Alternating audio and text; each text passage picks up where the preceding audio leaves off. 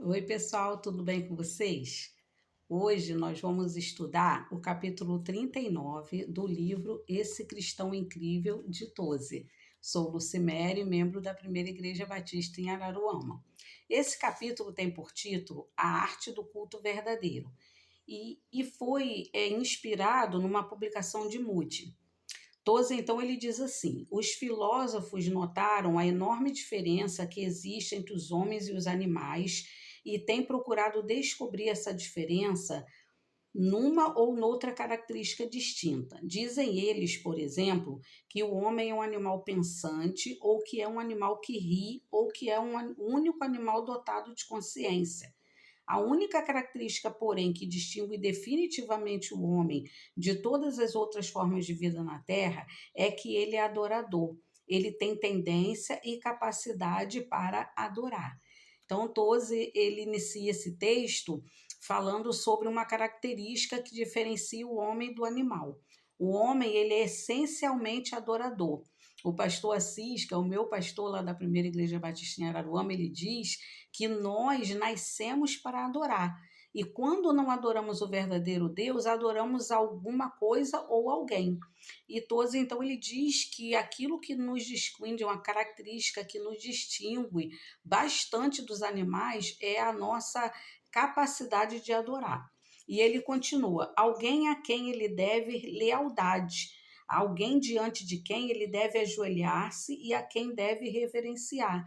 Então, ele diz que aquele que nós adoramos é a quem a gente é leal e a quem nós conseguimos nos ajoelhar e reverenciar essa pessoa.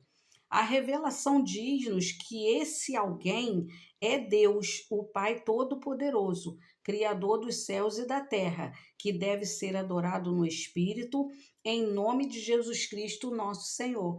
Então, Toze explica que quem deve ser adorado é o único Deus, alguém que ele escreveu com A maiúsculo, que é o Pai Todo-Poderoso, Criador dos céus e da terra, e ele deve ser adorado em espírito, em nome de Jesus, nosso Salvador.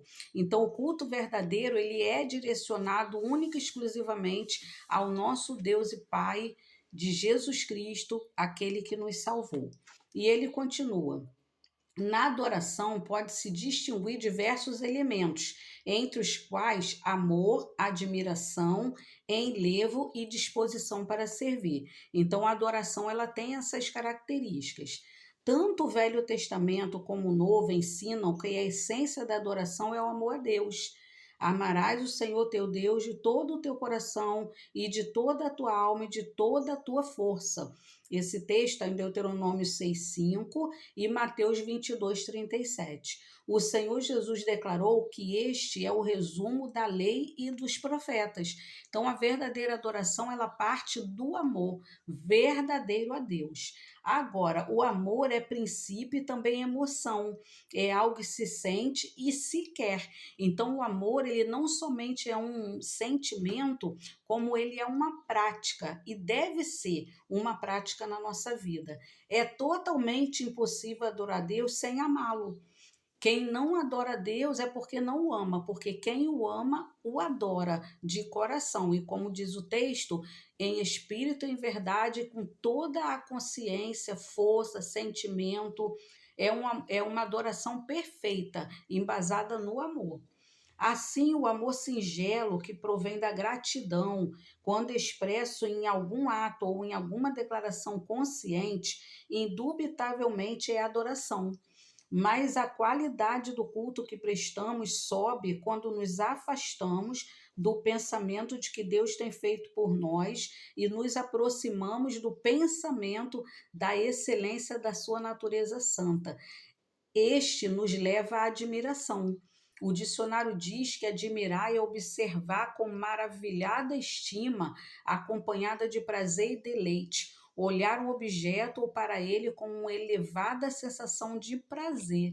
Então a adoração ela é movida pelo amor, e esse amor, quando ele pensa em Deus, não somente pelo que ele faz por nós, mas pelo que ele é, desenvolve no nosso coração a admiração pelo que Deus é. E ele explica aqui que o dicionário diz que admirar é observar com maravilhada estima, acompanhada de prazer e deleite. Essa é a verdadeira adoração, movida pelo amor que produz a admiração por esse ser maravilhoso que é o nosso Deus. Romanos 11, 35 e 36, Paulo nos fala, nos mostra esse tipo de enlevo, de adoração. Romanos 11, do 33 ao 36, que dizem assim: ó profundidade da riqueza, da sabedoria e do conhecimento de Deus! Quão insondáveis são os seus juízos, e inescrutáveis os seus caminhos! Quem conheceu a mente do Senhor? Ou quem foi seu conselheiro? Quem primeiro lhe deu para que o recompense? Pois dele, por ele e para ele são todas as coisas. A ele seja a glória para todo sempre. Amém. E essa é a admiração, é o enlevo movido pelo amor que fez com que Paulo adorasse ao Senhor desta forma. E Tozer continua: a verdade pura e simples é que a adoração é elementar, enquanto não começa a revertir-se da qualidade da admiração. Enquanto o adorador se absorve em si e em sua boa sorte, é um bebê. Começamos a crescer quando a nossa adoração passa da ação de graças para a admiração. Então, somente adorar a Deus pelo que Ele faz por nós nos faz imaturos. Quando a gente adora a Deus pelo que Ele é, pelo que Ele representa, se torna admiração, e essa é a verdadeira adoração. O terceiro estágio da verdadeira adoração é o enlevo. Aqui a mente cessa de compreender e chega a uma espécie de deleitável espanto. Disse Carlyle que a adoração é um enlevo transcendental, um grau de encantamento sem limite e além de toda possibilidade de expressão. Acha-se esta espécie de adoração na Bíblia inteira. É aquela adoração que produz o enlevo naquele que adora. Aí ele diz aqui, né, um enlevo transcendental, é um encantamento sem limite. E nós vemos aqui em Gênesis 28, 16 e 17, Gênesis 28, uma experiência de Jacó. Gênesis 28, 16 e 17 dizem assim: quando Jacó acordou do sono, disse: sem dúvida o Senhor está neste lugar, mas eu não sabia. Teve medo e disse: temível este lugar, não é outro senão a casa de Deus. Esta é a porta dos céus. Quando Jacó teve aquela experiência com Deus, que ele percebeu que era o Deus Todo-Poderoso que estava em sua companhia, Jacó teve esse enlevo espiritual e essa experiência, e ele disse: temível esse lugar, não é outro senão a casa de Deus. Esta é a porta dos céus. A gente vê também em Êxodo 3, de 1 a 6, Moisés tendo a mesma experiência. Êxodo 3, de 1 a 6. Moisés pastoreava o rebanho do seu sogro Jetro, que era sacerdote de Midian. Um dia levou o rebanho para o outro lado do deserto e chegou a Horebe, monte de Deus. Ali o anjo do Senhor lhe apareceu numa chama de fogo que saía do meio de uma sarça. Moisés viu que, embora a sarça estivesse em chamas, não era consumida pelo fogo. Que impressionante, pensou, porque a sarça não se queima. Vou ver isso de perto. O Senhor viu que ele se aproximava para observar, e então do meio da sarça Deus o chamou: Moisés, Moisés. Eis-me aqui, respondeu ele. Então disse Deus: não se aproxime, tire a sandália dos pés, pois o lugar em que você está é terra santa. Disse ainda: eu sou o Deus de seu pai, o Deus de Abraão, o Deus de Isaque, o Deus de Jacó. Então Moisés cobriu o rosto, pois teve medo de olhar para Deus. Olha que experiência tremenda que Moisés teve quando entendeu que estava na presença do Deus Todo-Poderoso. Isaías 6, do 1 ao 5, também nos mostra claramente essa experiência que Isaías teve com a presença do Senhor, esse enlevo que ele teve, essa admiração. Isaías 6, do 1 ao 5. No ano em que o rei Uzias morreu, eu vi o Senhor assentado no trono alto e exaltado, e a aba da sua veste enchia o templo. Acima dele estavam serafins, cada um deles tinha 6 asas, com 2 cobriam o rosto, com 2 cobriam os pés e com 2 voavam, e proclamavam uns aos outros: Santo, Santo, Santo é o Senhor dos exércitos, a terra inteira está cheia da sua glória. Ao som das suas vozes, os batentes das portas tremeram, e o templo ficou cheio de fumaça. Então gritei: ai de mim, estou perdido, pois sou um homem de lábios impuros e vivo no meio de um povo de lábios impuros. Os meus olhos viram o Rei, o Senhor dos exércitos. E aí ele teve, até o versículo 5, ele teve essa experiência. Isaías teve a experiência que Tose fala aqui, do enlevo espiritual, daquilo que nos faz adorar a Deus na sua essência.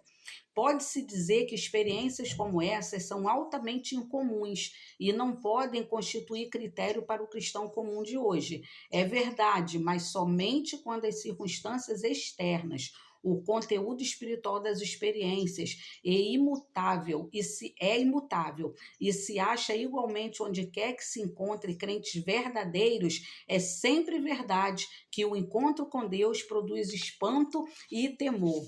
Aí nós vemos que não é comum essas experiências no nosso tempo, no nosso meio, mas quando acontece, realmente nós temos essa experiência que produz em nós espanto e temor, e a gente consegue glorificar e exaltar o Senhor em uma verdadeira adoração, amor, admiração e enlevo. Mas o enlevo ainda não é o último nem o mais elevado elemento do culto. O santo que busca elevar-se tem mais um pico de montanha para vencer, antes de chegar ao ar rarefeito do mais puro culto. Ele deve adorar com vero amor.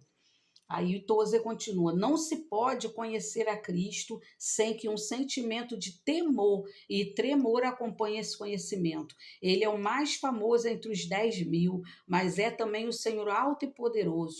Ele é amigo dos pecadores, mas também é o terror dos demônios. É manso e humilde de coração, mas é também Senhor e Cristo, que há de vir como juiz de todos os homens. Ninguém que o conheça intimamente poderá jamais ser petulante em sua presença. O amor de Cristo fere e cura, fascina e assusta, mata e dá vida, atrai e provoca aversão, tranquiliza e arrebata. Não pode haver nada mais terrível ou mais maravilhoso do que ser atingido por um amor tão profundo a Cristo que todo ser se esvai em tormenta a adoração da sua pessoa, adoração que perturba e desconcerta, enquanto purifica, satisfaz e serena as profundezas do coração. É tremendo quando a gente percebe que esse temor e esse tremor advém do conhecimento que nós temos do Santo, do Cristo, do Filho de Deus. Isaías 43:13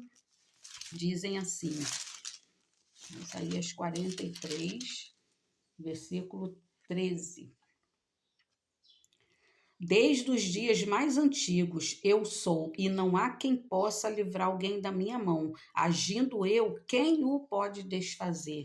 É Deus mostrando o seu poder, e quando o servo do Senhor entende esse poder que Deus tem, ele o adora de verdade. Isaías 45, 6 e 7 dizem assim: de forma que do nascente ao poente saibam todos que não há ninguém além de mim. Eu sou o Senhor e não há nenhum outro. Eu formo a luz e crio as trevas, promovo a paz e causo a desgraça. Eu, o Senhor, faço todas essas coisas. Isaías 57:15.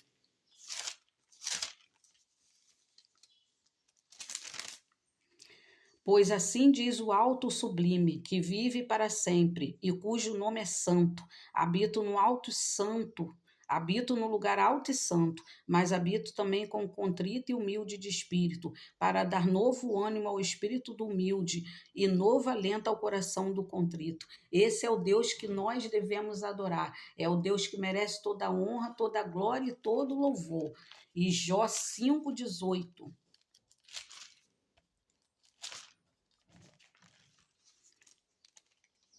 Diz assim: pois ele fere, mas trata do ferido, ele machuca, mas suas mãos também curam. É esse Deus que merece ser adorado com tremor e temor, com amor, com elevo, com sinceridade. É esse Deus todo-poderoso que merece ser adorado.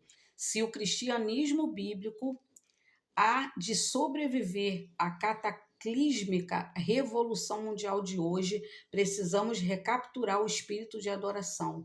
Precisamos enxergar de novo a revelação do grandioso Deus e da formosura de Jesus. Precisamos eliminar as nossas fobias e os nossos preconceitos contra a vida mais profunda e, de novo, procurar encher-nos do Espírito Santo. Somente Ele pode elevar em rápido os nossos frios corações e restabelecer a arte do culto verdadeiro.